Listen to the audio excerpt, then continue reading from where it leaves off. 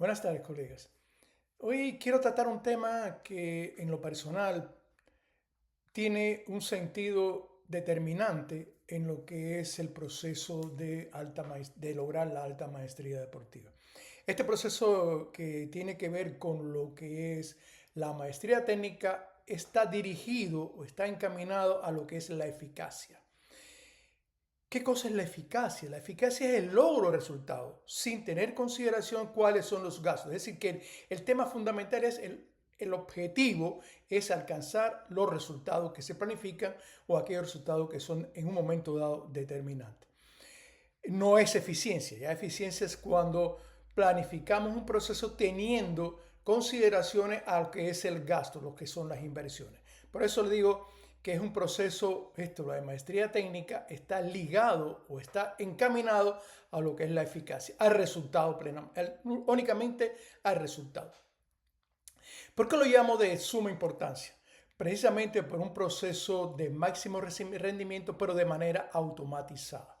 Es decir, en el proceso de entrenamiento, el objetivo, la marca, es un proceso en el que va pasando por etapas, como proceso en sí, y con metas bien establecidas, metas que cambian en la medida que va pasando el desarrollo del deportista y van cambiando las exigencias del proceso de entrenamiento, incluso de lo que son las exigencias. No es lo mismo, como ya hemos comentado, prepararse para una competencia clasificatoria que para una competencia, por ejemplo, Juegos Olímpicos. Son totalmente distintos. Y por tanto los objetivos dentro de lo que es la planificación también varían. No es solo alcanzar el máximo resultado, sino planificarlo de manera diferente.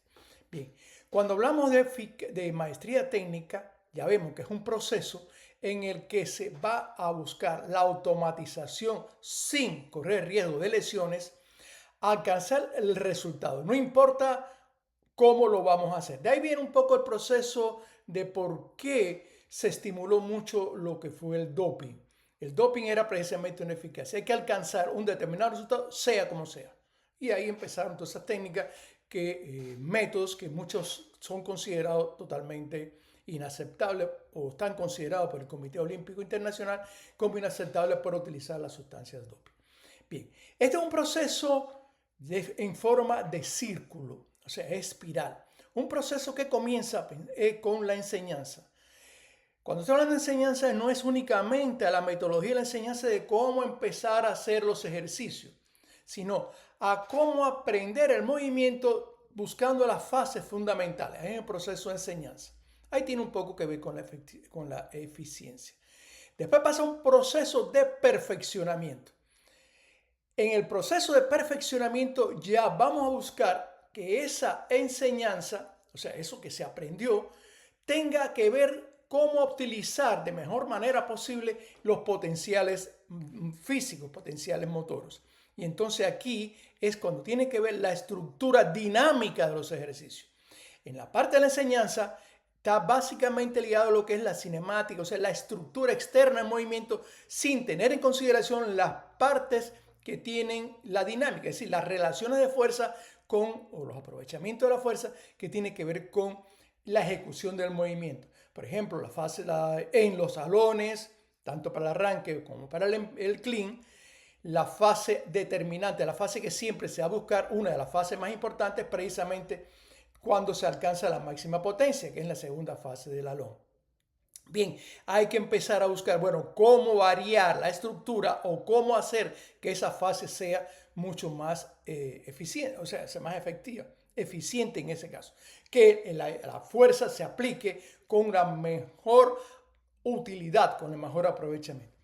Y después viene lo que es el estilo, que es ya la personificación de la técnica. Ya cada deportista tiene tiene características propias, morfofuncionales, y adaptar el proceso de perfeccionamiento a sus características.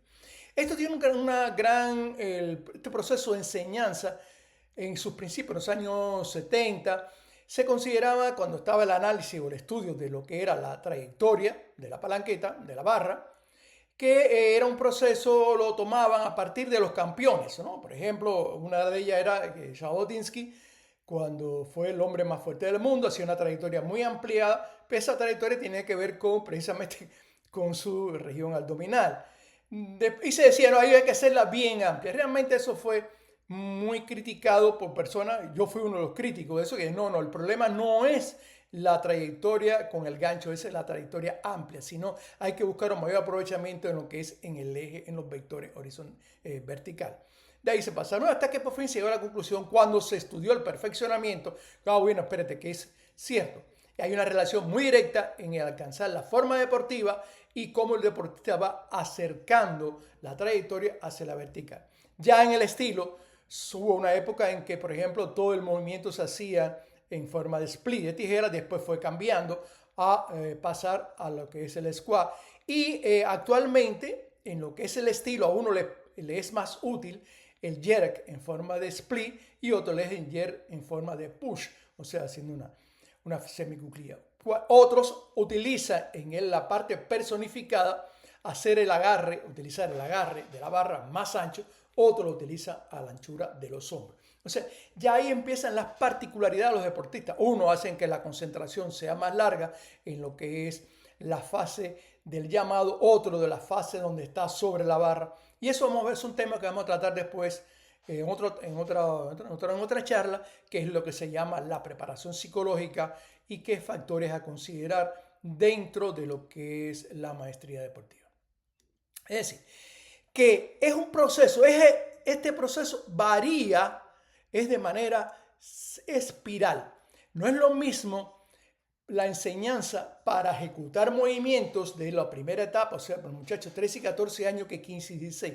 13 y 14 años se dedica más tiempo, más ejercicio a aprender lo que es el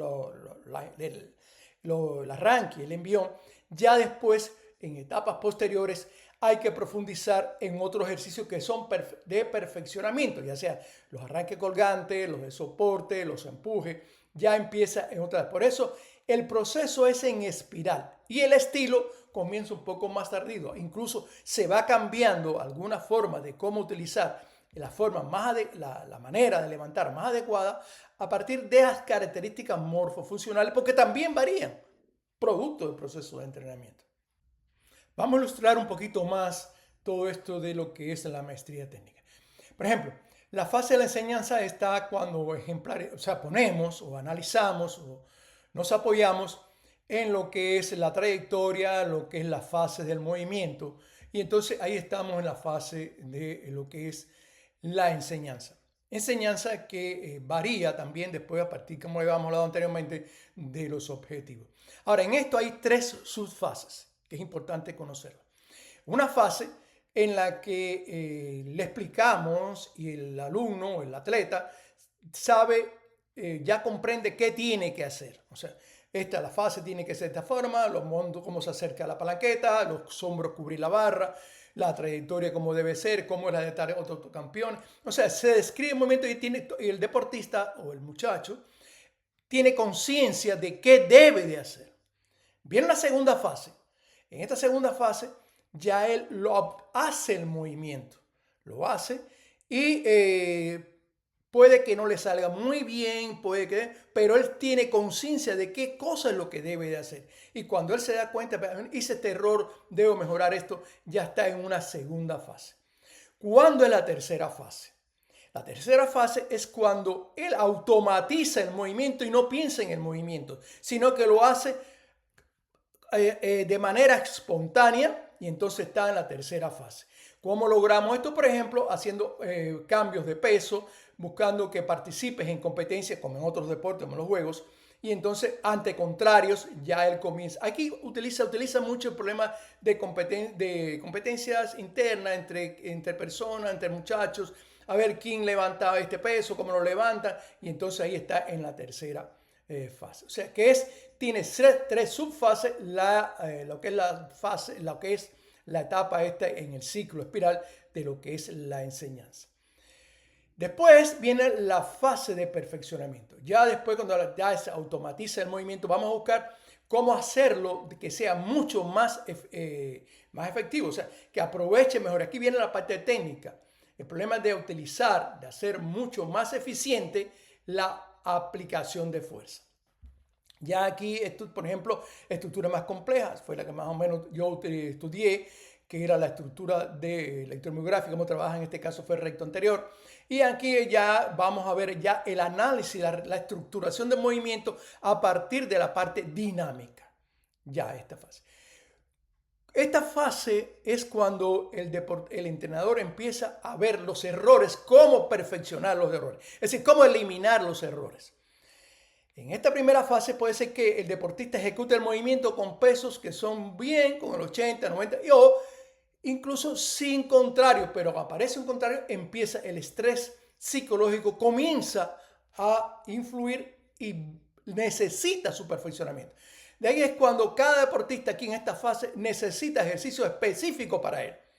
Es muy común, o por lo menos he visto yo con bastante frecuencia, que ponen el mismo entrenamiento para todos los deportistas sin tener en consideración cuáles son sus características, sus errores en la técnica. Y ahí es que están violando la fase de perfeccionamiento.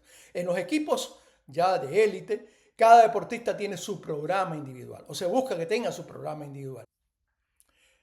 Cuando apreciamos que ha sido o no está bien elaborada o ha sido omitida la fase de perfeccionamiento.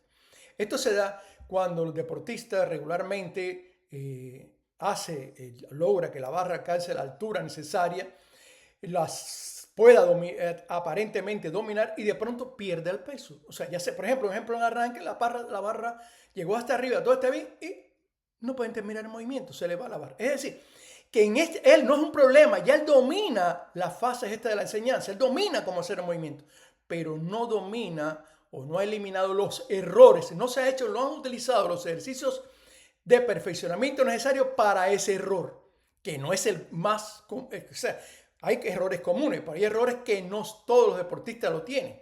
Ahí tiene que ver lo que son los músculos que son fijadores, las características, dentro de ellos también están lo que es la movilidad articular. O sea, hay una serie de factores que no en todos los deportistas provocan que se cometa el mismo fallo del movimiento, sino que está relacionado a que no se ha perfeccionado el movimiento. Es decir, no se han aplicado los ejercicios individuales especializados para eliminar ese error. De eso escribimos hace mucho tiempo, incluso hicimos un libro en la década de los 70. Cuando empieza ya la etapa del estilo, cuando cada deportista empieza ya a elegir cuál es su forma. Hay deportistas que comienzan haciendo el movimiento en split, del jerk. Sin embargo, al cabo del tiempo, no, espérate, me sale mucho mejor, es mucho mejor, más, se adapta más a mí este tipo de push, o sea, en squat. Lo mismo por ejemplo, este otro atleta que tiene una gran elasticidad, una buena posición abajo en el deadlift y utiliza más el bajar, puede bajar mucho más y entonces no se dedica tanto a un problema, varía lo que es la posición inicial en el salir. Unos salen con más alto, con la cadera más alta, hace un rebote y comienza el movimiento. Otro no, en este caso varía. Otros que había anteriormente que eran los que hacer el split en tijera. ¿Para quién era útil? Para el deportista dominar la palanqueta que no se le cayera por adelante y por atrás. En este estilo es bien difícil. En este mucho más no se levanta la barra tan alto, pero el equilibrio, o sea, el dominio de la palanqueta adelante y atrás es más complicado. Es decir, que cuando analizamos la cantidad de errores o fallos de los movimientos y la forma en que se falla el movimiento, podemos decir, bueno, se está trabajando o hay deficiencias graves en lo que es el perfeccionamiento. Hay buena enseñanza, pero hay problemas con el perfeccionamiento, hay que cambiar eso. Eso es tan útil como deportistas de alto nivel han dado cambios de una etapa para otra con mucha facilidad. Con mucha rapidez han mejorado mucho sus resultados. Y no es tanto por un problema de fuerza, sino de la forma de cómo utilizan lo que es el perfeccionamiento de la técnica.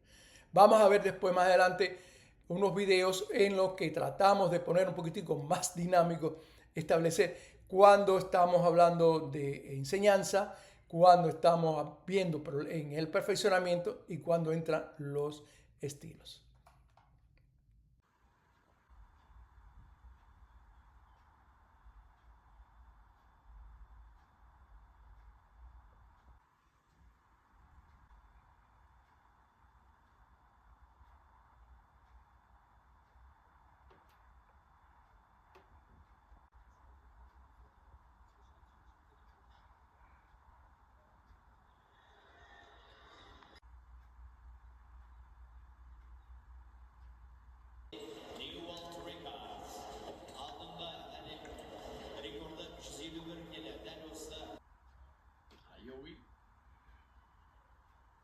a intentar 147 kilos.